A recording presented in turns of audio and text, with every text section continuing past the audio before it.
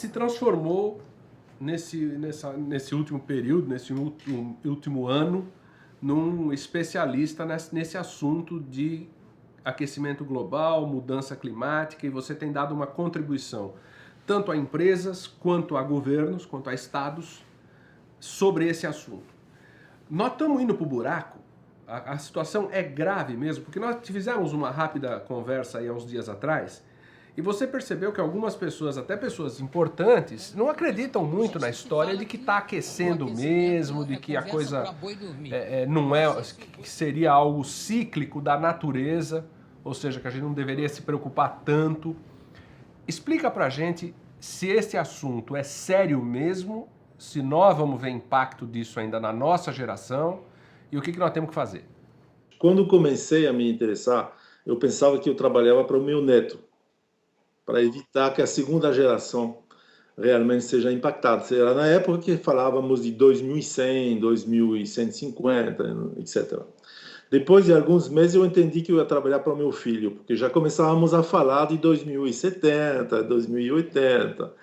E agora eu acho que eu trabalho para mim, porque a aceleração das consequências da mudança climática são tal que ninguém mais agora nega que as coisas estão indo de uma direção e uma velocidade extremamente perigosa. Só para terminar com esse assunto de climato-cético, 90% da ciência agora, da comunidade científica, concorda que tem aquecimento global, sim. A origem é a acumulação de CO2, sim, do carbono, principalmente, e de outros gases, mas do carbono principalmente. E terceiro, que a atividade humana dos últimos, para ser simples, 150 anos, está na origem dessa acumulação de carbono. Ninguém mais, exceto 5 a 10% de pessoas, acreditam no contrário. Você pode sempre discutir sobre o grau, a importância, a velocidade, etc. Agora, que tem que é devido à acumulação de carbono, é devido, e que o homem é a origem disso, Deixa eu dar um exemplo para você. America is the last developed nation still arguing over all of this. On one side, those with the faith that humans could never alter the planet so profoundly. Happy to agree are oil and coal companies and a political party strongly opposed to any new environmental regulations.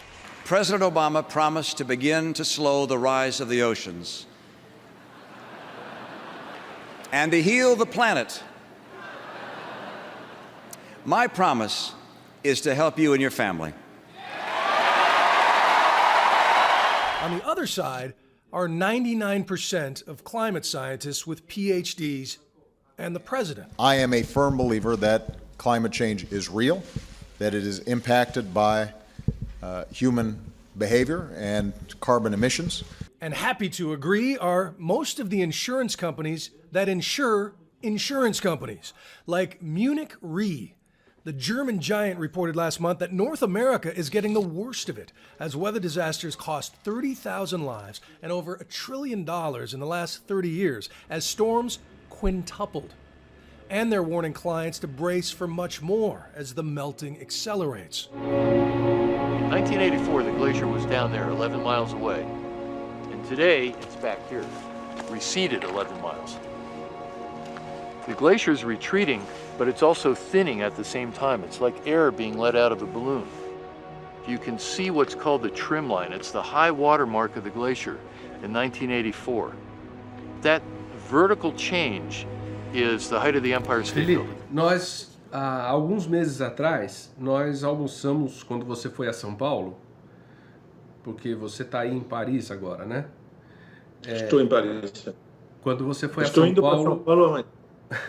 nós almoçamos juntos e você disse que a chuva estava mudando de lugar. Na verdade, não é que estava chovendo menos.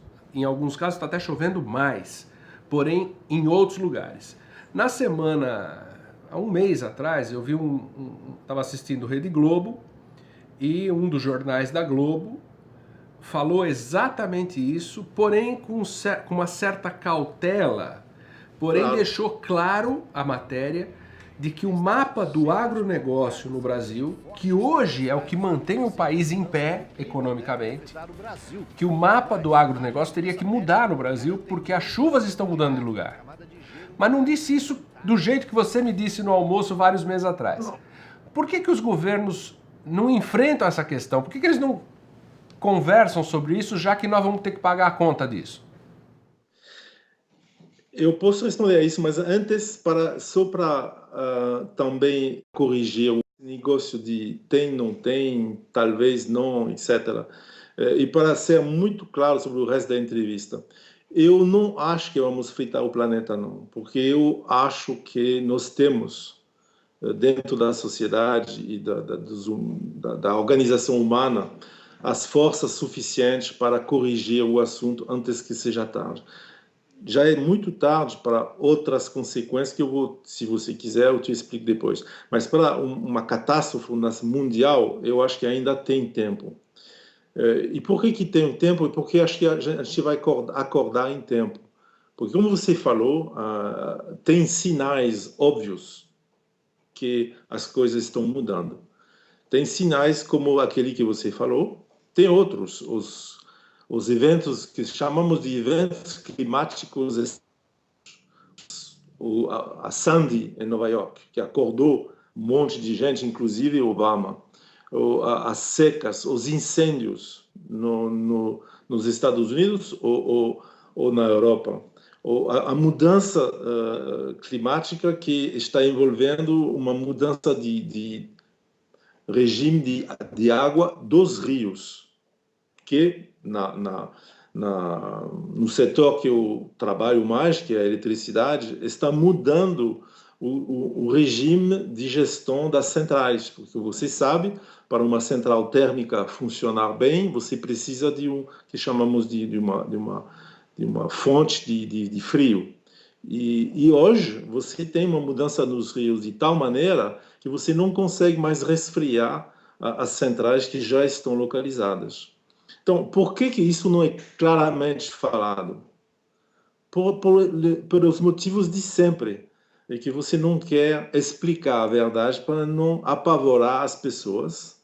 Portanto, você trata o pessoal de burro, como você sempre... Há 20 anos que a gente se conhece e todos os nossos problemas começam com essa frase. Será que podemos explicar a verdade para as pessoas? Para elas poderem agir? Ou é melhor esconder e aquela pequena elite pensar que elas podem continuar a fazer o que quiser, porque eles não querem dar a verdade para uma maioria que supostamente não vai entender?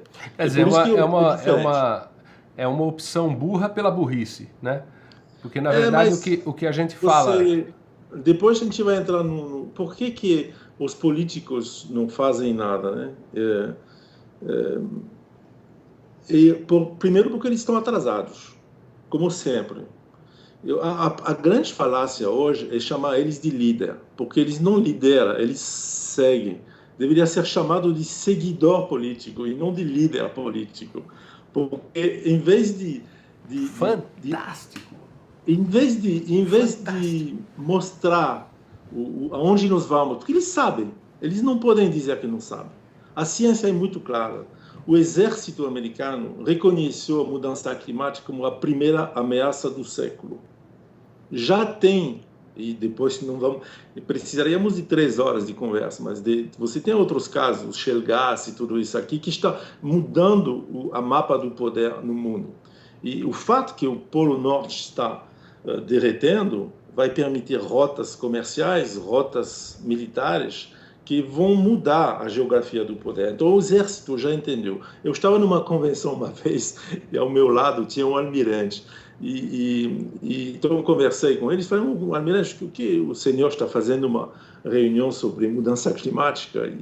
E não disfarçado, né, com uniforme e tudo. Então, falei, mas por quê? Aí ele falou, meu jovem, porque ele era um pouco mais experiente que eu, falou, meu jovem, não sei se o senhor reparou, mas 100% das instalações da Marinha estão ao nível do mar.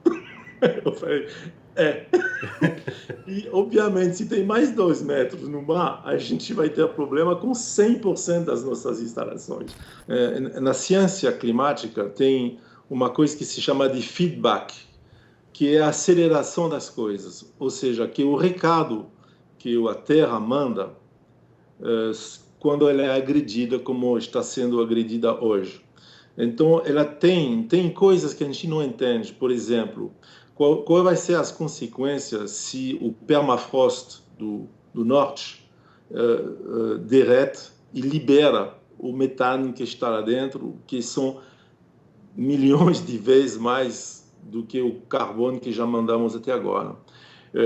Tem o fato que o polo está reduzindo, diminui o que se chama de massa branca, que reflete a luz do sol, portanto, aumenta, acelera o aquecimento global. Então, tem coisas que a gente não conhece, que a ciência não consegue admitir. A única coisa que a gente sabe é que se a gente passa de uma certa temperatura, a gente deslancha fenômenos que ninguém nunca experimentou. Só para te dar uma ideia, 5 graus de diferença é a diferença que a gente tinha entre o tempo moderno e o tempo que alguns anos atrás era glaciária, não sei em português glacial, como se fala. Glacial. Portanto, a diferença que estamos começando a falar, obviamente, é assustador. Você falou do líder político que não lidera.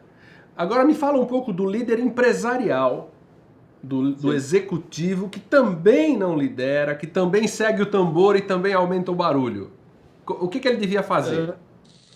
Então, o business ele vai agir não porque ele é altruísta, mas porque ele entendeu que se não corrigir essas condições extremas, eles não vão poder funcionar. Os bancos não conseguem mais calcular uma taxa de retorno, porque elas não conhecem mais o custo do que nós chamamos entre nós de externalidade. Qual é o preço do carbono?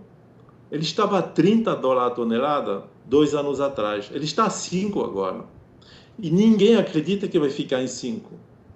Então, é uma incerteza enorme que está começando a entrar no sistema financeiro. Os balanços das empresas... Tem uma tese que foi apresentada há pouco tempo lá em Londres, por uma economista muito conhecida, se chama Lord Stern, que escreveu sobre as consequências climáticas, das mudanças climáticas, que já está entrando no mérito dos balanços das empresas, dizendo, peraí, se nós estamos com um nível de emissão de carbono acima do normal, se nos balanços de algumas empresas esse carbono ainda está valorizado, as reservas de petróleo, de carvão. E que sabemos que mais cedo ou mais tarde, esse petróleo, esse carvão vai ter que ficar embaixo do chão, porque não vamos poder usar e queimar. Então, os balanços das empresas são falsos. Então, vamos ter que corrigir isso. Os seguradores não sabem mais como segurar eventos climáticos. Quem, por exemplo, está reconstruindo as casas lá em Nova York, em Long Island, não acha mais seguro de nada. Ninguém mais vai segurar um bem que todo mundo sabe que tem agora uma chance enorme de ter problemas. O grande problema que nós temos hoje com mudança climática é que você, como empresário, você normalmente toma decisões baseadas na sua experiência, no seu feeling, que é baseado sobre uma experiência que você teve ao longo de tempo e que, sem saber, você incorporou dados do passado. Você está dizendo uma coisa que é muito curiosa, porque a gente vê os economistas falando na TV e todos os economistas, todas as análises se apoiam nos dados de ontem e anteontem, né? E a gente vê que é tudo, fica parecendo que é tudo um grande chute, porque a gente já está sentindo que as coisas estão mudando para frente. E aí não vale é que esses dados agora não valem mais. Você não pode mais basear as suas decisões sobre o passado, porque o passado já não é mais uma boa imagem do futuro. todas as coisas estão mudando a uma tal velocidade que a gente não sabe mais tomar decisões. Portanto, o business vai agir para que essa situação seja gerenciável de novo. Porque Felipe Jobert, eu quero te agradecer muito. Eu queria contar com você nos próximos capítulos e vai ser muito legal. Todo domingo, 8 horas da noite, você recebe um capítulo novo no seu e-mail. Valeu, um abraço, até a próxima.